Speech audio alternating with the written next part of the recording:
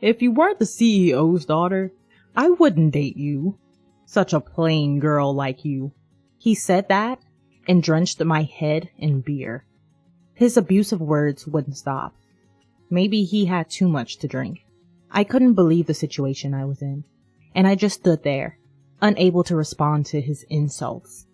My apologies for keeping you waiting. But his complexion changed at the sound of a voice from behind. Without turning around, I got into the car as suggested. My name is Lydia. As the daughter of a company CEO, I've been treated like a delicate object since I was a kid. I was tired of adults changing their attitudes when they saw my father's presence behind me. Being a quiet child who preferred being alone. As I grew up, I began trying to blend in with the atmosphere around me. I suppressed myself, trying to remain inconspicuous. Even the friends I made through such efforts would distance themselves from me once they learned about my father's job. I used to resent my father's profession, but my perspective changed when I entered a university and started studying business.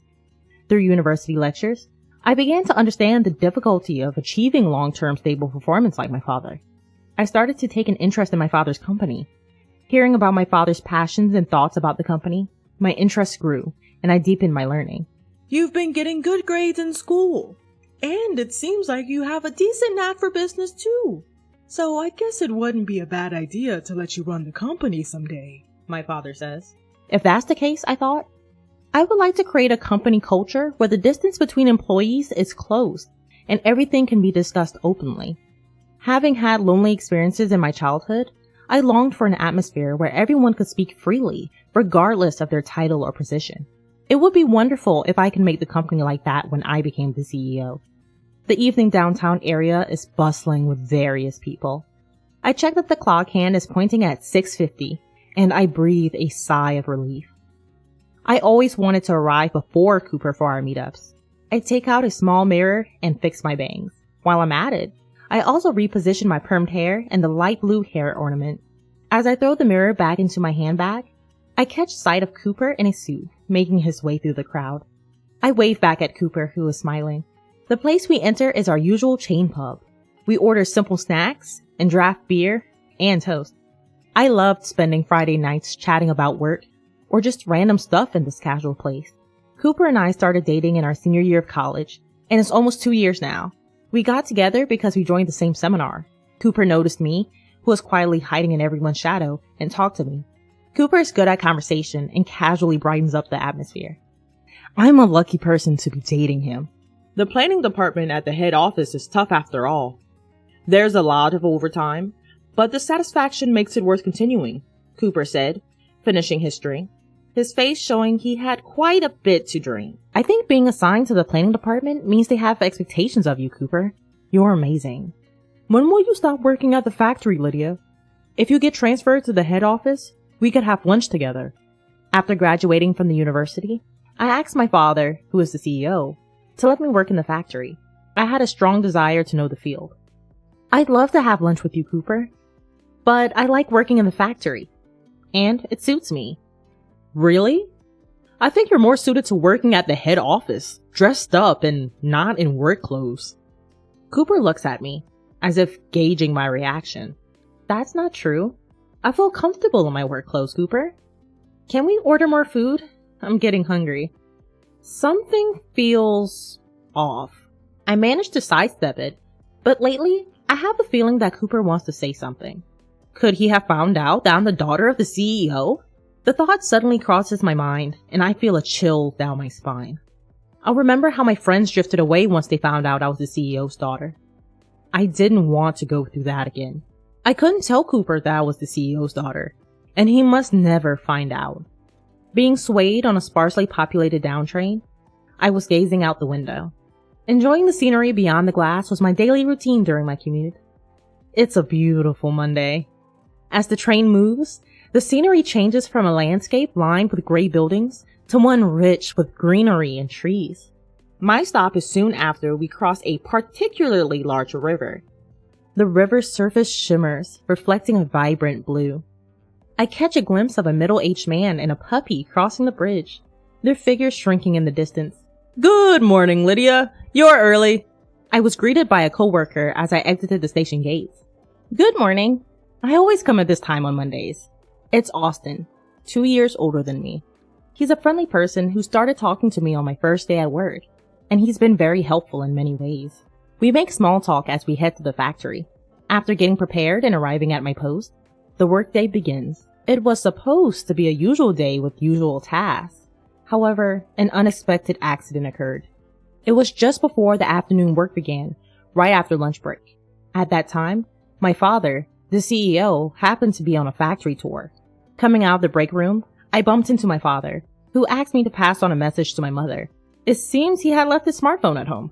He said he could have sent the message from his computer, but it would have been a hassle, so he was glad he could ask me.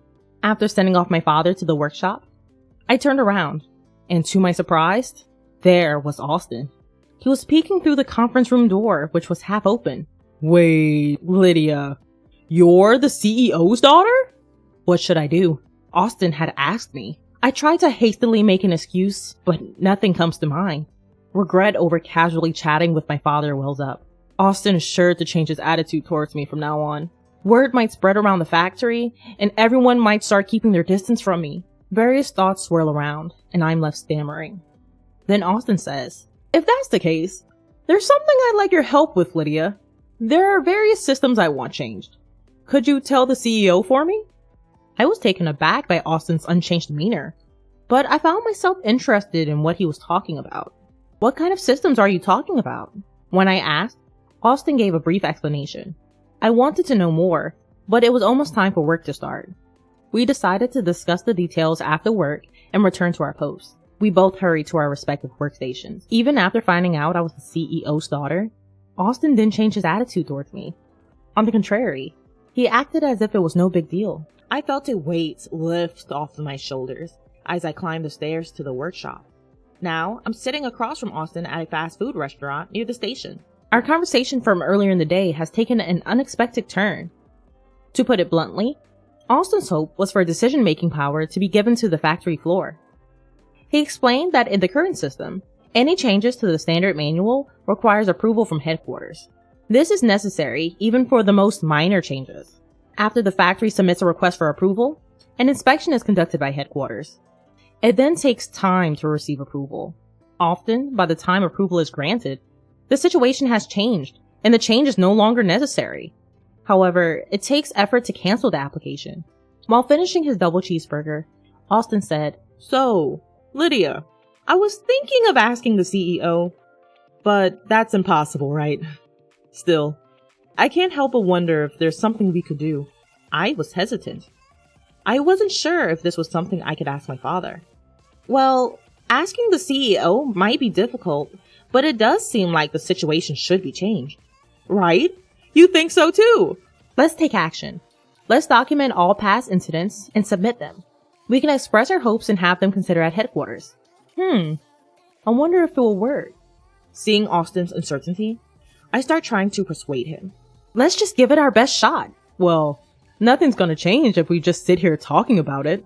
Starting the next day, we involved our superiors and began gathering information from around the factory. It was tough to juggle with our daily tasks, but our diligent efforts paid off, and we finished the document several months later. We entrusted it to our superiors to match the timing of a general meeting at headquarters, and took a sigh of relief. While I was drinking a canned drink and taking a break, a colleague came up to me. "I heard you finished the document. Good job!" Since we had gone around all the departments in the factory gathering information, everyone knew what was going on. We finally finished. I hope this brings about change. "I'm sure it will be fine, but I was surprised by your initiative, Lydia. You really do have the CEO's blood in you." "Wait, how do you know about that?" "Sorry, I heard it from Austin. I was curious about why you were taking action." "Don't worry, I'm the only one who knows." "Is that so?" Although I felt a bit complicated, I thought my colleague was telling the truth. "It'd be great if you became the CEO, Lydia. You're very diligent and hardworking, and you really went above and beyond for the factory this time." I could never be the CEO. When I laughed it off, my colleague laughed along, saying, "I guess so." This person, with laughter lines appearing at the corner of his eyes, is a veteran who has been working at the factory for more than 20 years. He, like Austin, treated me with a consistent demeanor, a constant calmness and brightness that never changed. Several months later, our superior returned from the general meeting and loudly called everyone to gather. "What's going on?" the employees who gathered asked. "The authority at the site has been partially changed." Hearing these words, the employees began to murmur. I instinctively looked for Austin. Then, on the outskirts of the crowd, he noticed my gaze and responded with a triumphant pose. Although not all of our wishes were granted, it seemed fair to say that nearly half of them were. That day, everyone took turns congratulating me, and I felt very happy. Filled with a sense of achievement and even more motivation, I am enjoying fulfilling days. Then, one day, I was called to headquarters by my father. Wondering why he called me out of the blue, I leave my afternoon work behind and head to the headquarters. Once I enter the CEO's office, my father praises my recent accomplishments. Though I didn't mention anything to him, he seemed to have looked into the situation. Apparently, this incident significantly boosted the company's numbers, and after my father had a good laugh, he made a serious face and said to me, "Lydia, you have a sense for management and vitality. How about you start taking over the role of CEO in earnest?" Hearing my father's words, I thought that I wanted to give it a try. A workplace where employees are vibrant because their opinions are heard and improvements are made. If I become CEO, I can move things on a larger scale. I can make it as comfortable as possible to work. But with that, the responsibility also becomes heavier. I might have almost made up my mind, but I asked him to let me think about it and went home that day. I questioned myself alone in my room. Can I really do it? Can I fulfill this responsibility? I had trouble falling asleep that night, and the next morning, despite the lack of sleep, I visited my father at the headquarters with a clear mind. About our conversation yesterday, I would like to take on the role. I appreciate your trust in me. I bowed deeply. My father said, "That's great. Thank you," and started talking about the future schedule. "What? Lydia's gonna be the CEO? Austin, please don't raise your voice so much." Only Austin and I were in the break room during lunch break. Thinking the timing was just right, I told him about my decision to become CEO. Sorry. But I never thought you'd really become CEO. Everyone will be surprised. That's the thing. I think I'll be transferred to the headquarters soon, and I've been worried about how to explain it to everyone. Why not just tell them the truth? I'm a little scared to tell them I'm the CEO's daughter. Taking a deep breath, I shared the events of the past, about how close friends had drifted away, the sadness I felt when people were distant with me, and about my childhood when I tended to close off my heart. Austin, who listened to my story with compassion, said this: "There might be people who can't interact with you the same way as before, Lydia. We can't know for sure. But everyone knows how hard you've worked this time. I think they trust you. Plus, surprisingly, many people might not change their attitude." Could that be true?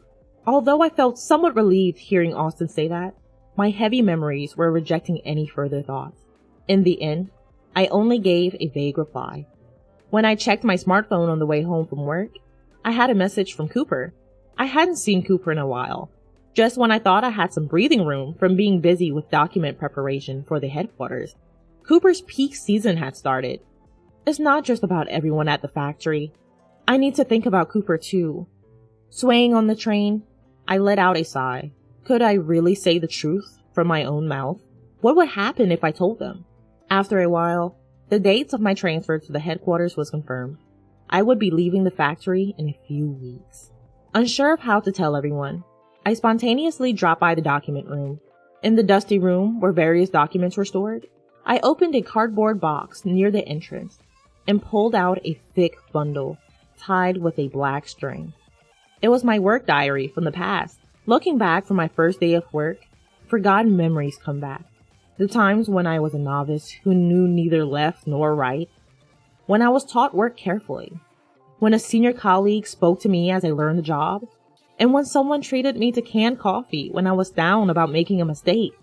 As I looked at the diary, my mind became set. It's not about whether they accept me or not. I'll convey the truth with gratitude for everything so far, and sincerity. With that decided, I left the document room. On Monday's morning assembly, I was to tell my colleagues about my transfer. Prompted by my boss, I stepped forward and bowed. Wondering what it was about, everyone was waiting for me to speak. Austin and a colleague who knew the situation were watching from the back of the circle. I told them that I was the CEO's daughter and that I was going to take over the company, and I expressed my gratitude. To my surprise, I was able to say it smoothly, as if I had never been troubled. While being surprised at myself, I looked at everyone's reactions. While they seemed to be shocked, Austin raised his voice, saying congratulations, and more voices of agreement followed. Somehow the atmosphere softened, and I felt relieved. I gratefully received the encouraging words, feeling refreshed. Later, everyone invited me out for drinks.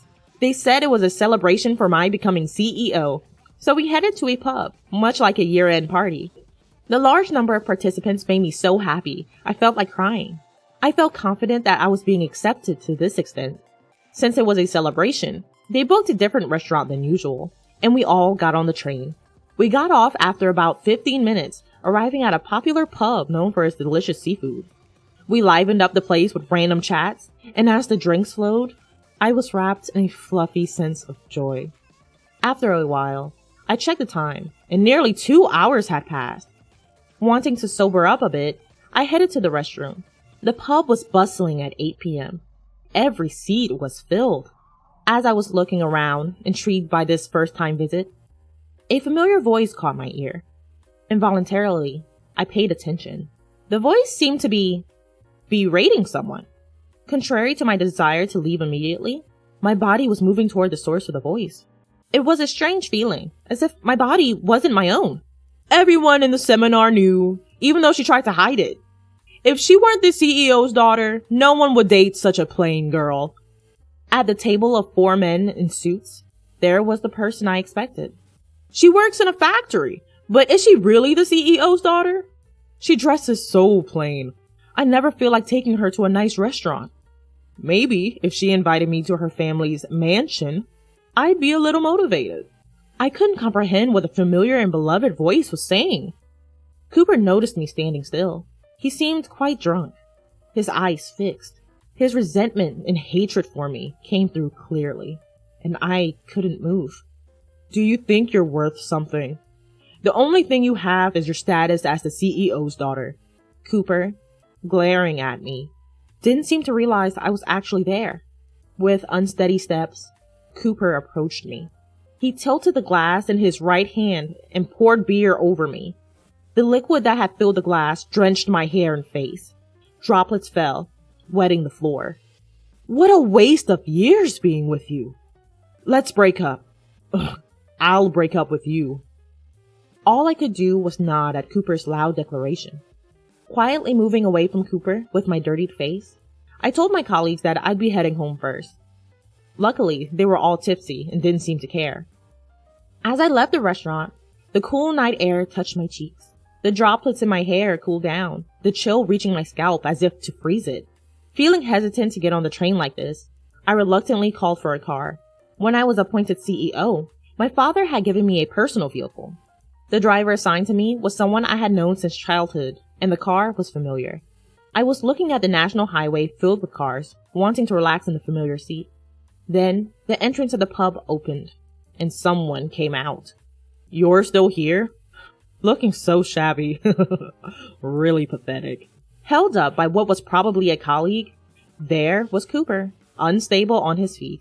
My heart was torn to shreds. I couldn't take any more of Cooper's words. Such violent words. Sorry to keep you waiting, CEO. A voice came from behind me. Cooper looked at me, eyes wide. Please, get in here. Prompted to the back seat, I moved my feet. Wait a minute. That was a joke. You should have told me if you were appointed CEO. Let's keep going out. I saw Cooper desperately trying to convince me over my shoulder. I felt nothing. If anything, a faint sense of disgust. The CEO is tired. Please leave. Once the driver confirmed I was in, he closed the door. As the car started moving, my tears burst forth. They kept flowing, running down from my chin, dropping onto my lap. What did I ever love about him? I didn't know he was that kind of person. After a good cry, my heart began to settle, and suddenly, I thought it was my fault. Staying as lovers without showing my true self was an unreasonable story.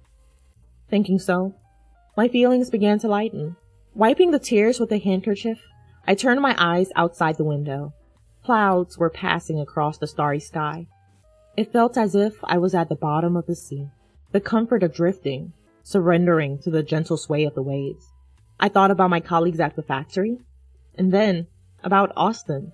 Being accepted for who I am feels really reassuring. Rubbing my swollen eyes from crying too much, I fell asleep, just like that. A year and a half has passed since I became CEO. Even after my transfer to the head office, every time I felt nostalgic, I visited the factory under the pretext of inspection. Today, too, I'm visiting with some gifts. It's just like you, Lydia, to say it's tough, but carry on without a problem. I'm impressed. That's not true. I'm always being supported. Spreading out the snacks I brought, I felt a smile spreading across my face. Even after becoming CEO, my colleagues at the factory still call me Lydia. It feels like I've come home. As I was basking in happiness, Austin started a conversation. By the way, what should we do about our honeymoon? Suddenly, he brought up something personal, and I looked around in surprise. The colleagues I was chatting with earlier seemed to have returned to their workstations. Be careful! We haven't announced it yet.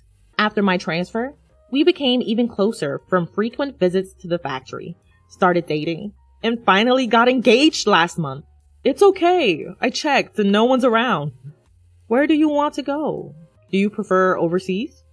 I'd like to go to the sea. My mouth moved before I could think. Why was that?